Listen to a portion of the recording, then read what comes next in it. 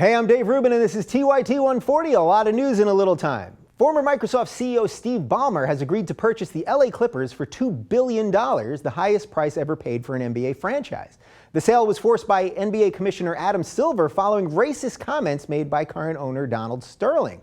Ballmer says he plans to keep up the Clippers' winning ways, although as a dedicated Microsoft man, he said he'll be changing the team name to the Los Angeles Paper Clippers. In response to the growing controversy over falsified data and extensive wait times at a Phoenix VA facility, U.S. Secretary of Veterans Affairs Eric Shinseki resigned Friday. According to an internal VA report released Wednesday, Phoenix area veterans were waiting an average of 115 days for medical appointments, 91 days longer than the hospital reported. Lengthy wait times reflect the severe shortage of VA doctors, which maybe is what happens when you send hundreds of thousands of soldiers off to war, but also don't send doctors off to medical school to treat them when they come back.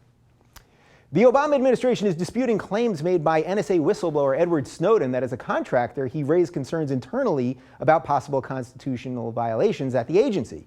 As evidence, intelligence officials released a single email Snowden wrote in April 2013 that made no reference to issues with NSA programs. Snowden labeled the release incomplete, noting that while at the NSA, he repeatedly communicated his concerns to compliance officers and colleagues, adding, quote, "They're monitoring every American's communications, but they can only find my one email." In a surprise move, a bipartisan coalition of House members passed an amendment to restrict the Drug Enforcement Agency from pursuing medical marijuana operations that are legal under state laws. The amendment was proposed by California Republican Dana Rohrabacher, who described medical marijuana as a states' rights issue. Rohrabacher acknowledged that the amendment's survival will depend on a vote in the Senate, where, as he pointed out, they're just not as cool as we are.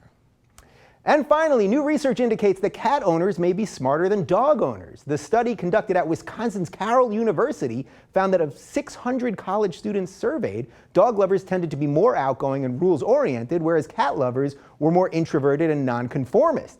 Cat lovers also scored higher on intelligence tests, which may make up for the fact that they're also completely freaking bonkers.